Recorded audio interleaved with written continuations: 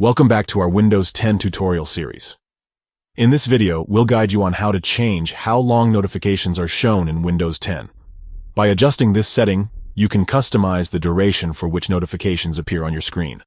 Let's get started. Step 1. Press the Start button located at the bottom left corner of your screen. Step 2. From the Start menu, go to Settings. You can do this by clicking on the gear icon. Step 3. In the Settings window, click or tap on the Ease of Access icon. Step 4. Within the Ease of Access settings, click or tap on Display on the left side. Step 5.